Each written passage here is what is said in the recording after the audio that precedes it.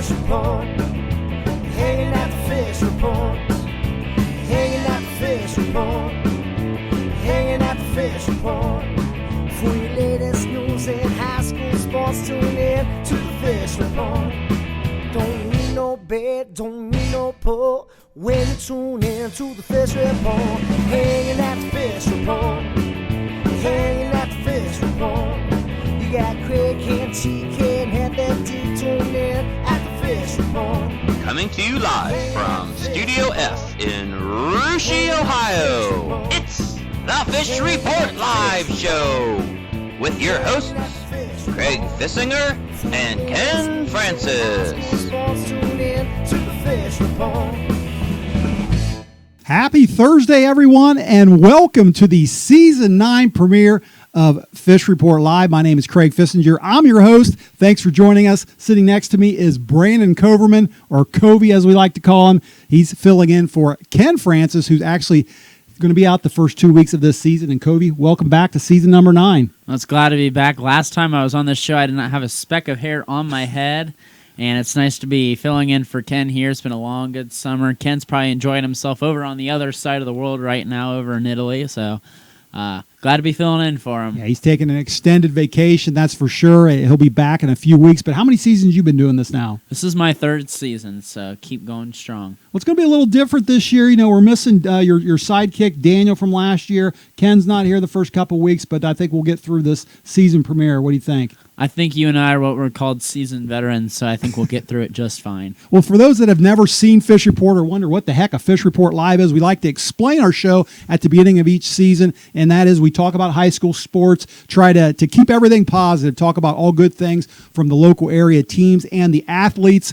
We also like to go back to our sound room and check in with a couple guys back there we call TK and Heavy D. They interject a little bit of fun, a little bit of humor to things, and you can watch us on NK Telco Channel 3, 5:30 on Thursday nights now, and then on the Fish Report Live page as well, 30 minutes later at 6 o'clock. And then, of course, we're on YouTube, I guess, forever, if people want to watch old episodes. Yeah, people always ask me, I say go to the YouTube page if that's the best place. We always have our videos archived, so. Well, we're going to cover a lot of sports, like talk fall sports, of course, right now, and we're going to cover a lot tonight, Covey, including a big interview coming up. Yeah, we got head coach of the Russia Raiders in his 4th season, Coach Aaron Watkins. He's coming off yet another successful campaign last year for Russia, getting to the regional tournament, winning an SCAL title. His team is really new, 4 freshmen in the starting lineup for his team, and his team's sitting at 3-6, so excited to hear what Coach Watkins has to say tonight. We're going to talk about that in the second half of the show. The first half, though, we're going to try to hit some other sports, talk a little golf, talk a little football, cross country as well. So let's get things started talking a little golf, and that's a sport I know you're familiar with because not too many years ago, you were playing it yourself. Yeah, playing it myself, so I do see some familiar faces that are around the area, and it's kind of shaping up how I expected it. You know, you see Fort Laramie, Anna near the top. Some other good teams, too. Jackson Center's really been on the ascent. Bokkens as well. They've kept a strong tradition after losing Player of the Year Nick Fischio last year. So, and Russia, another really good young team. I know you were there the other night when they beat Piqua, and Ross almost hit a hole-in-one. That would have been awesome, but they're on the rise, too, a really young team with a lot of good potential. Yeah, I've got a chance to get out and watch some matches where in the past I've kind of always hung out on the cross-country course with my freshman son playing this year. Got a chance to get out there and watch, and a few pictures scrolling across the screen right now, but a couple of the better players I've got to see. There's Christopher Elkert right there from Jackson Center. He won a match against Russia, I guess about a week ago, shot a 40 in that match over there at Shelby Oaks. You got Bryce Cobb there from Anna, he's a very good player there as well, along with Cole Maurer and some other players that are over there, Spencer McClay. There's a Gordon kid over there that plays very well, too. And as you mentioned, a lot of good teams around the area. Russia in particular, Drew Sherman back, a junior, plays very well. Russia, a very young team with Drew being the oldest player on that team. They have a couple sophomores, a couple freshmen as well. But Fort Laramie, a very good team. They got some big hitters on that team. When you talk about Zach Plyman and Adam Ballas, who Zach's a senior, Adam just a freshman. They have some other very good players over there as well. Caleb Meyer, talk about big hitters. I've seen that guy hit the ball a long way. And they have a lot of depth over there at Fort Laramie, too. I saw where Aiden Worman, a freshman over there, was the top scorer at the Pickle Country Club here just the other night. So a lot of depth there, but they will be challenged by Anna, who is a very good team as well. And as you said, Jackson Center, Watkins, you can throw Fairlawn in there. They have a good team as well. But going to be a lot of fun.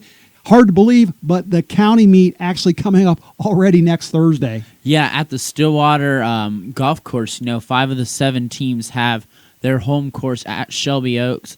So Shelby Oaks is where the SCL is played at most years, except Russia plays at Stillwater, Laramie plays at Arrowhead. This year, it's Russia's turn to get to play at the Stillwater Valley Golf Course. Beautiful golf course in there for sales, and it's always early, right after school starts. It's the SAL tournament. Next thing you know, it'll be the sectional. I can't wait. Looking forward to that very much, and we'll talk more about golf here in the next couple of weeks as they start to wrap up their regular season and get to the postseason. Covey, let's talk a little football. I know you know a lot about football, especially in the area here. Just got done with week 1 last week, heading into week 2. What do you think about the season so far? Well, I think it's shaping up a little bit. You're getting through the non-conference, so you're figuring out who the big players are going to be for a lot of the teams. And then we'll go into conference play into next week into week 3, but we're wrapping up the non-conference this week. Matchups to look forward to this week. I think Minster-Covington's probably the highlight of the area. Will be a good matchup to watch. Covington came off a big win over St. Henry. We'd have to go back a while to see the last time Covington has beaten even an MAC opponent. They won 35-6. St. Henry playing a very young team. Minster off a big win over Fort Laramie, 20-13. But I was very impressed with how of a low-scoring ball game Laramie kept it. They play a real good defense. And after losing that firepower on offense, that's probably the biggest thing that they're going to have to answer about themselves. And then you also have that new MVL that I'm going to be interested to see shape up this year, the Miami Valley League. A bunch of those old GWOC schools such as Sidney, Pickwick, Greenville, Stebbins, Tippecanoe, Troy, and so on, their new league. I'll be interested to see how that shapes out. And kind of the dying out of the CCC as well. They're going to be moving on here in a couple of years. Laramie's going to be going independent. Covington, Bethel, Lehman, all those guys getting in a new league. But my favorites so far have been pretty much the area favorites. Anna in the MAC, Bart Bixler, Riley Hulskamp. You're going to see those guys on the basketball court as well here in a few months. Just running that option attack. They're going to be so hard to stop, so fast. And their move down to Division 6 this year is the thing that's going to help them. And people don't realize this, but in Anna's brief 20-year history, only one playoff win in their 4 appearances, I believe, that they have in the playoffs. And this is the year I think they bust through. They're going to contend with Marion for the MAC. I think they'll end up winning the MAC. Anna will. Wow. Might even go 10-0. I'm just the way I'm looking at it. 9-1. I mean, you can't guarantee 10-0 in the MAC, just with how good the conference is. Coldwater will be another good win. I think they won over Bishop Hartley Friday. Never count out the Marion local Flyers either. Won against that Woodlawn, Indiana team, 49-0.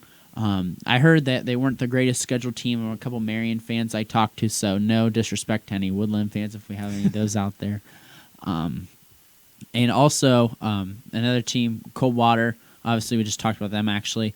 Fort Recovery, they won 35-0 over Lehman, did not even allow a first down. I think this is a bounce-back year for Fort Recovery. New Bremen, I think they can try to bounce back in the playoffs. You know my opinion about that. I thought they got robbed last year of getting into the playoffs. St. Henry's rebuilding. Parkway, we'll see what they end up with. And then Versailles rebuilding with new coach Ryan Jones. You flip to the CCC, it's Laramie and everyone else. Really that CCC. You maybe put Covington and Miami East up in there. But the big thing is I look at Laramie's schedule and I look week 1 through 4. They play a very good Minster team. And they initially scheduled St. Henry. I think Laramie will win Friday, no problem. St. Henry, a very young team. Then they'll play their 2 biggest CCC opponents, and if they go 2-0, I think they'll run away with the league easily, playing Miami East and Covington. The biggest thing for Fort Laramie this year is going to answer is I think they're definitely the top 2 teams in Division 7 with them and Marion. The biggest question is if they don't take them 6-7 weeks off that they're going to get. I think they win the rest of their 9 games this year. I think they go 9-1. 1 or 2 seed in the postseason, and you're not going to face the greatest competition after week 4. So that's going to be the biggest thing and they got a lot of talent too. Colin Moore, their quarterback, Max Hoying, last year the Division 7 Defensive Player of the Year, very talented. So they've got to keep improving throughout the season, even though about week 5 on, they're not going to face the best competition. Well, I guarantee you one thing, Coach Wells. You're talking about going 10-0. Coach Wells isn't looking at that. He's looking at Friday night and just winning that ball game. You can guarantee that. Yep. But if I have to give a season outlook, that's what I'm giving right there.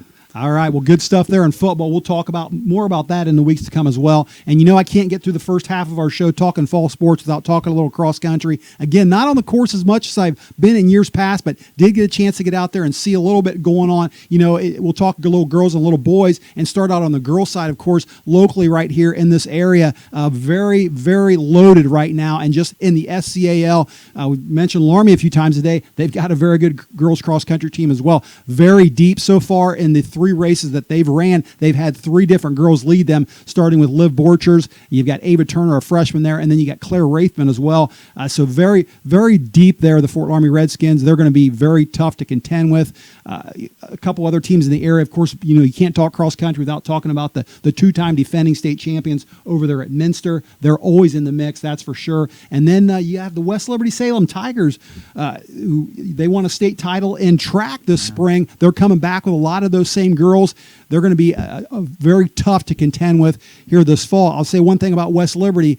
Their top 5, you match up their top 5, they'll go against anybody in the state right now. They're that good. They're led by Meg Adams over there. She's a sophomore, very good. The one thing I worry about with West Liberty, though, is health. I think their top 5 are very good. Again, as good as anyone around here. But when they don't have room for someone to be injured or not be able to be there at the end of the season. We've got 2 months to go yet till you get to state in November, and that's what you look at when you look at cross country. You're always looking at the postseason. Maybe coaches won't tell you that, but you're always looking at the postseason there, being healthy there at the end, and they can ill afford an injury right now. So, whereas Laramie, Minster, they have that depth. They can they don't have to worry about that quite so much. And I'll give a little shout out to the home team here, and that's the Russia Raiders.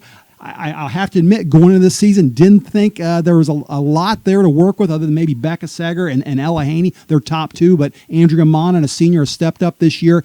Right now, I think Russia, I tell you right now, they get to the regionals. I think they'll make it to state this year. I think they're fortunate to be in the Southwest Regional right now. I think after West Liberty and Fort Laramie, Rushie's going to be one of those teams that can make it to state. And if they run like they're capable of, Becca Sager, just mentioned her. She won a race at Covington last weekend, Labor Day weekend, and she's a very good runner as well. And an individual shout out in the SCAL, Emma Koenig over there at Botkins, a very good runner. She won the Shelby County Preview, ran at the Bob Shoal that is loaded with talent over there last weekend. She finished 5th. So Emma, looking forward to big things from her over there at Botkins. And then on the boys' side, we've got a defending state champion in Fort Laramie. Are they good enough to do it again? I don't think so, but they do have a lot of talent coming back, and you can put them in there with Anna and Botkins for 3 teams in the SCAL that are very good.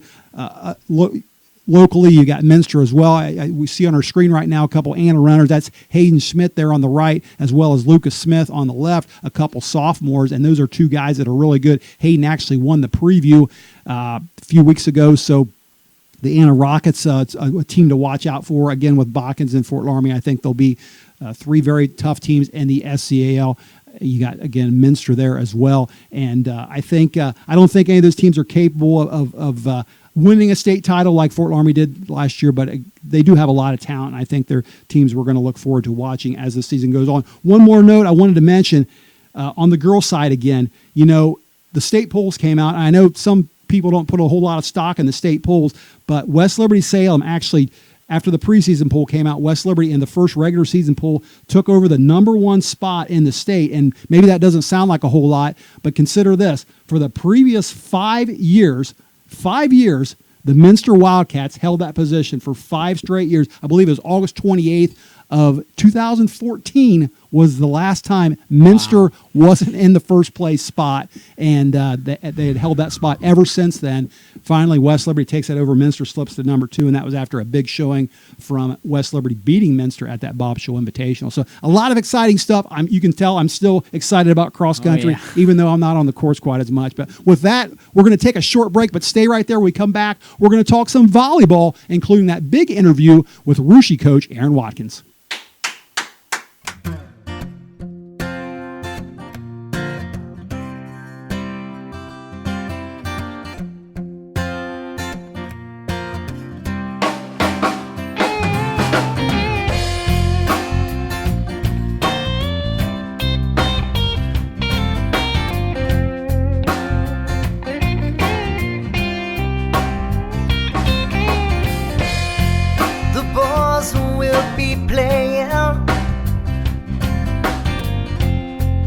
stage at the Leaping Band. Music starts at 8 o'clock. You can find us here every Wednesday night. It's usually the same cats every week, but I can't tell you all their names. A teacher, a cat, and a junkie, all waiting for time to play. Everybody here's got something that we're trying to leave behind. We're all a little broken, looking for a place to hide. Get no answers, don't ask any questions. We're all here just looking for a high. And we're all beautifully broken here tonight. And welcome back to the second half of Fish Report Live, the Season 9 premiere. As I said before the break, I'm awfully excited. Back for the first show of Season number 9. I'm so excited to talk about fall sports, and now we're going to talk a little volleyball. And to do that, let's check out those SCAL standings. We're kind of getting into things here a little bit, Covey. Let's run through the standings. Yeah, you look at the standings right now, and you look at Fort Laramie just at the top. What an impressive team. Haven't dropped a set since that first loss in the Coldwater Spike-Off against St. Henry.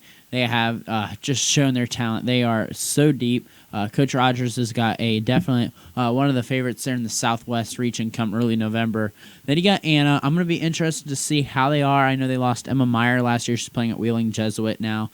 But Coach Zumberger does a good job over there. I'm going to be interested to see how good they are when they play, when I get a chance to see them, probably when they play Russia. Fairlawn, they're mid-pack. I know they've got some young talent from last year that's just getting a little older. Jackson Center rebuilding a little bit. They still got some pieces from last year's team that made a regional final, but they did lose Raquel Kessler. That was huge for them. They got Houston and Botkins running at the bottom. Well, certainly 3 big games coming up in the SCAL tonight. Going to be anxious to see how all those pan out. And that brings us to our first guest. You mentioned those Russia Raiders, and this guy's kind of become an annual tradition on this show, and that's because he's been our first guest of the season for the last 3 straight years. He's the head coach of the Russia volleyball team, and that's Aaron Watkins. Coach, welcome back to another Fish Report Live. Hey, thanks for having me. Yeah, this is going to be a tradition, I guess. Well, we love it, that's for sure, Coach. And I got the opportunity to chat with you almost a week ago, last Friday at the Russia Homecoming Festival. It was good to talk about all kinds of things. Unfortunately, we didn't get to talk about or winning that Queen of Hearts contest. I think that thing ended up paying out about $8,900. Neither you or I won that, but I hope you still had a good time anyway. Yeah, no, I definitely had a good time. Would have been a little better if I went home with the Queen of Hearts and would have won that, but it is always nice to go out there and just be around the community and see people. I don't always get to see a volleyball and get to see families and parents and players outside of school and volleyball. So it's always nice just to, see them in a different atmosphere. Well, we certainly chatted about a few different things, and more than anything about volleyball. And Coach, you came into the season with a very tough schedule, and right now your record's sub 500. But I got the impression from talking to you that you're not that doesn't upset you that much. No, going into it, we knew we were going to be young, having a lot of girls with their first year varsity experience, and I think at this time last year we were 5-4, and we were a very, very experienced team last year. So I think coming out of the stretch being 3-6, having a chance to go 4-6 tomorrow and get a couple after that and get back to 500 with how young we are. I think we're right where we want to be at, and we've played the best. We know what we need to work on, and I think that really is to our benefit going forward. We have the next month and a half to correct that and get where we need to be come tournament time. Yeah, Coach, this is Brian Coberman. Let's talk about your roster a little bit. I've been to a couple of your games, caught a couple games for NK Telco, and you have 2 seniors, and they seem to play a little bit of different roles for you. Can you tell me about them a little bit? Yeah, so our two seniors would be Elena Garrity and Jessica York. Both were part of the varsity team last year, but had drastically different roles, really. Jessie's really come in, and she's a go-to hitter for us now when she's in the front row, and she's been playing all the way around, which is a first for her. She's really stepped up as a vocal leader, her and Elena both. Elena's playing some back row now, and we went 3 sets with Fort Recovery Saturday up at St. Henry, and they're a tough team, and Elena actually came in the second set, and I think she had 4 aces to finish off the second set. So they both stepped up in different ways, but definitely have matured a lot in the last year and have stepped up into the roles we need them to, and are really leading this team right now. Can you run down to me the rest of the girls on your team that are having an impact on your roster right now? Yeah. The other 2 captains outside of Jess and Elena are Ashley Scott and then Kendall Monin, and those are both 3-year players. They've both been up around varsity since they were freshmen. Kendall is our defensive anchor. She was last year, and she's only improved that this year. Serve, receive, passing, anything, she's getting it. Ashley has an aggressive serve, and she's our, I'd say, our other go-to hitter outside of Jessie right now. It's kind of a 1-2 punch for us, which is really nice. And they've both stepped up as leaders. Then we have Ava Daniel. She played last year, and she has a great serve. I think she's leading us in aces around 20, somewhere in there. And she's just gotten more aggressive, more comfortable in her role, and is really stepping up. And then we have the 4 freshmen that are playing full-time with us. Kate and Cece are playing front row and hitting, and we have them actually going in and out with Kendall. But they both have really gotten comfortable with what they're doing. I think each of them have had 8 or 10 kills in a couple games now, so it's really nice to see them have some good games and get some confidence. Maya Monin is our setter. She's running a 5-1 and doing excellent. I couldn't say enough good about her, and she's just someone who, you tell her something, she runs with it, and just is getting better every day in practice and in games.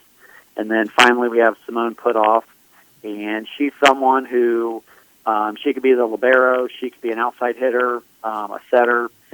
We could really have her do anything, and she's playing right side for us right now, and she does a lot of the little things correct, and that's really what we need her doing right now, and she's doing exactly what we're asking her to do. So all the pieces are really fitting together well, and I think we have a chance to really get in a groove and get some wins going here. All right, you head to Fairlawn tonight, which is your alma mater of you and your assistant coach Olivia Cummings. What are the keys that it'll take to get a big win at the Hangar and go to 4-6? Yeah, Fairlawn's kind of in a similar situation to us. They have some younger talent, and they have some good upperclassmen that fit in those other roles they need. But I'd say for us to get a win out there, we're going to have to have a lot of communication and energy and really create things on our side, serve aggressively at them, and try to get them out of system. They have a lot of athletes, so if we can limit the good touches they get, that's going to do a lot of good things for us on our side. And then I know I've told you this with NK Telco, but any chance we get to play fast and speed up and control the tempo, that benefits us. If we get a free ball or something and we can play what we, do what we want to do and speed the game up, that's only going to benefit us. So I'd say communication, aggressive serving, and trying to play fast when we can are going to benefit us a lot. Hey, Coach, listen, we're running out of time, but I got just one more question I want to ask you. This is your 4th year at Russia, and you've recently graduated a couple girls that are now playing at the collegiate level. I saw where Whitney Plyman recently was named a Conference Player of the Week over there at Edison State Community College. And then I saw recently where Larissa Poling, who's now part of the Wright State program, they knocked off Notre Dame over the weekend. So how proud are you of those 2 girls? And do you see more of that in the future, maybe for Russia, girls playing at the next level? Yeah. I couldn't really be any prouder of both of them. I think Whitney recently went over 1,000 digs, which, in a year and a half of playing, that's phenomenal. And I know she had, I think it was 62 in a game earlier this year, which for me is unheard of. I don't know, at that level, but that's phenomenal for me. And then Larissa, I texted her the other day and asked her how she was doing, and she sent me a picture of her practicing on the Notre Dame court. So, yeah, couldn't be more proud of them. They're doing excellent things. And, do I see more of this in the Raiders' future? Yeah. Absolutely. There's tons of talent on our current roster, albeit young. But even in junior high, there are girls that, if they want to play in college, they're going to have every opportunity. So, do I see it? Absolutely.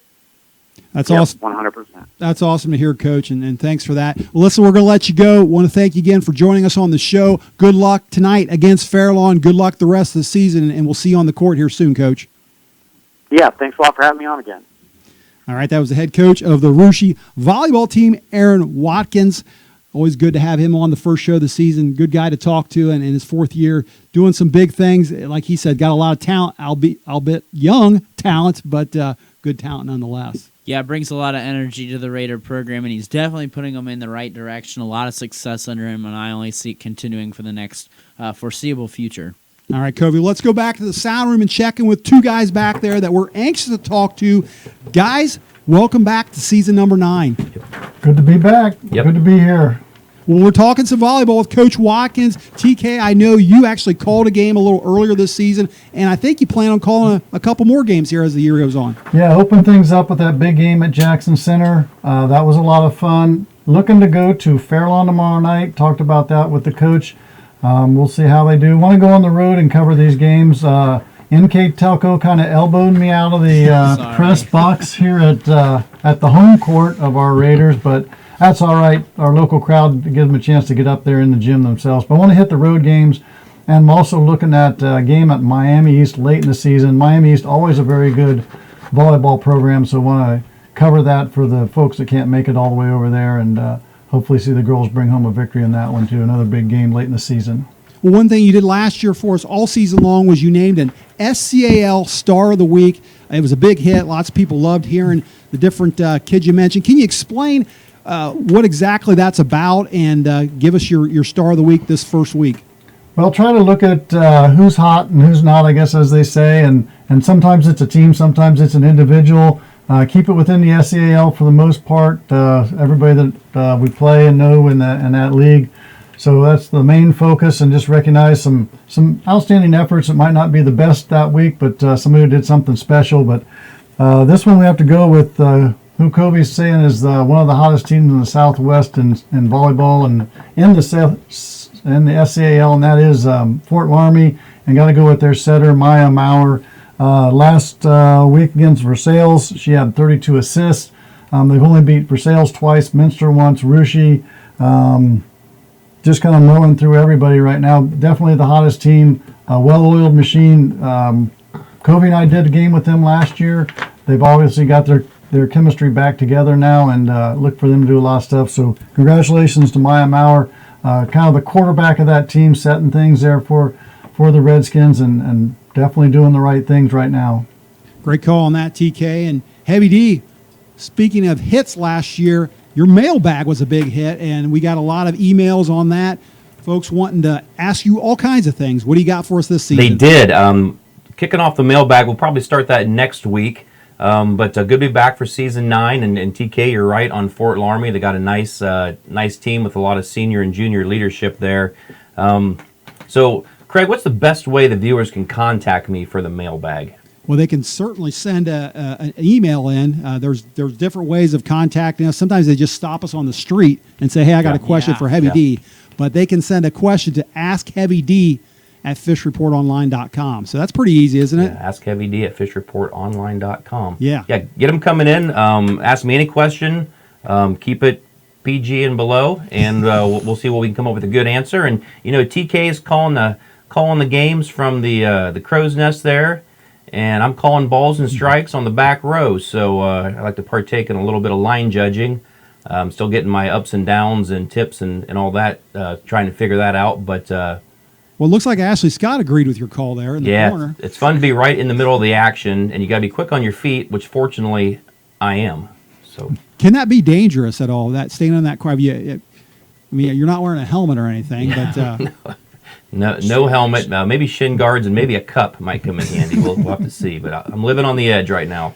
All right, I think that's going to wrap it up for you guys back there. But anyway, thanks for that, guys. Well, what do you think? Season 9, first show, went pretty well here. Enjoying things in the main studio. You're going to be here again next week. Yeah, I think maybe Ken can just park it in Europe right now if he wants to. So, yep, for great first show of many. So can't wait to see what season 9 holds for us. All right, we do want to say special thanks to our guest, Coach Watkins, for joining us. Covey, I, and the crew will all be back again next week, same time, same place. Until then, have a great week, everyone. Hanging at the fishing pond, hanging at the fishing pond, hanging at the fishing pond, hanging at the fishing pond. For your latest news in high school sports, tune in to the fishing pond. Don't need no bed, don't need no pole when you tune in to the fishing pond.